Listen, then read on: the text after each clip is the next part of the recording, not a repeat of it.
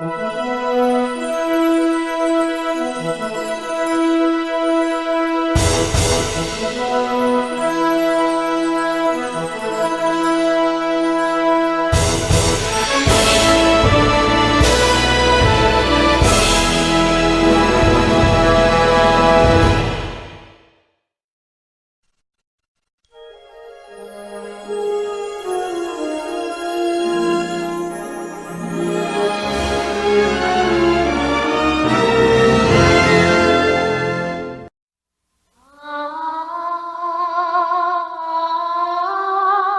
over 50 years, Walt Disney has turned classic stories into classic animated motion pictures. Now the tradition continues as one of the world's greatest stories becomes the newest Disney motion picture classic, The Little Mermaid. I want to be where the people are. I want to see them dancing, up where they walk, up where they run, up where they stay all day in the sun. It's the story of Ariel, a beautiful young mermaid who wants to become human. He's very handsome, isn't he? I don't know, he looks kind of hairy and slobbery to me. Not that one, the other one. And she'll strike a bargain with a powerful sea witch Have we got a deal? to make her dream come true. What I want from you is... Your voice. My voice? You've got it, sweet cakes. Ariel's been turned into a human. Have you lost your senses completely? The human world, it's a mess. Now, the Little Mermaid is exploring the mysteries of her strange new world. What's your name? What's wrong? You can't speak? But to regain her voice, the sea witch's spell must be broken. Move it! We got an emergency here! Broken by the kiss of true love. Kiss the girl. It's Walt Disney Pictures' 28th full-length animated motion picture, featuring dozens of delightful new Disney characters and 7 magical new songs. Sha-la-la-la-la-la, don't stop now. Don't try to hide it now. You wanna kiss the girl. This holiday season, share the wonder and magic of a very special entertainment event. A fantastic adventure above the waves and under the sea. Under the sea. Under the sea. When the sun begins to make music to me. Yeah, we in luck here, down in the muck here, under the sea. Walt Disney Pictures, The Little Mermaid.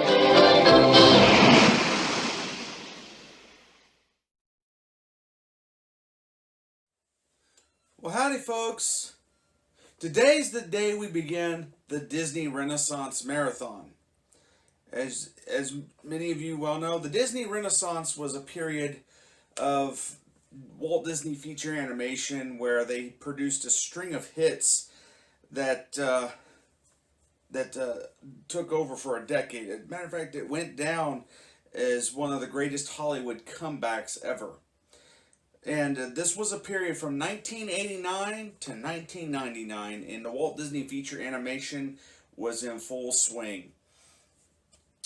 To begin the Renaissance, they started in 1989 with The Little Mermaid, which is the first film we're going to talk about. This is a film, again, came out in 1989. It was very, very well regarded at the time, very, very well regarded, particularly in the music area.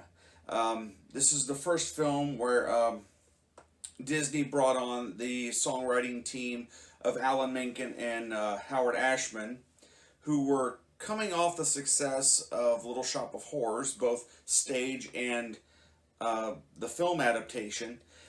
And they first they brought on Howard Ashman, who really, really wanted to get involved with Disney animation. And this was the first project that they were involved in. This was also kind of the first movie where they brought in a mixture of both well-known people and unknown film people to do the voices. And like I said, it's kind of a mixture of both. Like in The Little Mermaid, in this case, you have voice actors like Buddy Hackett, who is a longtime Disney film star. But then you have people like Jodie Benson, who had was mostly coming off of Broadway and stage, who is the voice of Ariel. And this is one of those films that just that helped recapture the Disney magic of just how stories are told, and of course it's a Disney princess. It was a big gamble at the time, because at the time of the production of this film, they were also making Who Framed Roger Rabbit. And in case you don't know, it takes about 3 to 4 years to make an animated film.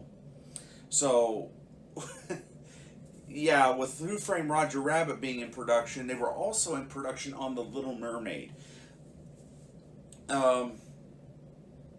It was a very big gamble because Disney was struggling in the animation department. It actually took Steven Spielberg and Who Framed Roger Rabbit to kind of boost the animation department. And Oliver and Company came out in 1988, which was a fairly successful film, but that was in the Bronze Age. And right around that time, Roy E. Disney and Jeffrey Katzenberg made the announcement publicly that they were going to produce one animated film or release an animated film every year. Little Mermaid was the first in that series of films, and it's a very well animated film, probably one of my favorite of the musical scores. Just the song Part of Your World that they sample throughout, I think it has a wonderful melody to it. And yeah, it's a wonderful little fairy tale based on the Hans Christian Andersen story. But of course, Disney doesn't do quite faithful adaptations. They put their little taste on it, and so it's a great little story. This is it was directed by Roger. It was directed, not Roger, but Ron Clements and John Musker, who you will hear later on appear in later Disney Renaissance films. And what's kind of interesting is that the lead animator of Ariel is an animator by the name of Glenn Keane, and he would go on to animate characters like Tarzan, also the Beast and Beauty and the Beast, and he personally fought for Ariel. He thought it was a challenge for him, but he also thought that was the perfect opportunity to do something very, very challenging, and it's one of his most iconic characters. I mean, he really fought for it. And of course, you can look up Glenn Keane on YouTube. He no longer works for Disney, unfortunately, because of with the studio straying away from hand-drawn animation. He's now started his own animation studio and has recently done something with Kobe Bryant. But yeah, The Little Mermaid, was what kicked things off. I've lost my train of thought. What I was going to say. The Little Mermaid is one of those films that I think is just timeless on how Disney told the story. And here's what I was getting at. Matter of fact, on the Blu-ray edition of the movie, and I'll get into this a little bit second, but they talk about how originally the song Part of Your World was going to be cut out of the film. It was going to be cut out because when Disney was going through this period, they did not know how the audiences would react. So they tested these films to a fairly broad audience. But with Little Mermaid, they did 2 tests. And the one test they did ended up being a failure because Jeffrey Katzenberg based that on one scenario that happened when they screened the film. They opened the studio up and allowed kids to come in and view the film in an unfinished form. So there was some shots that were complete, that had full color and fully animated, but the majority of the film was still in pencil test form. But they had all the sound put in, or most of the sound put in with the dialogue, and when it came to the scene of Part of Your World, there was a child in the front of the theater that just completely threw a fit, and apparently had spilled their popcorn and just became antsy. And Jeffrey Katzenberg took that as, okay, this scene has got to go. And once that word got back, all the animators and the directors and even the songwriting team debated that and said, no, you are not taking that out of the film. You cannot base that on one little child throwing a hissy fit. And so they left it in. And the rest is history. And another thing that Katzenberg tried to do with this film was he was very apprehensive on how well it would do. And matter of fact, I think I'm going to put, I'll see if I can't put some graphics down below of the screen here of what the budget was and how well the film did. But he was very apprehensive on releasing this film, period, because the fact that it is about a girl.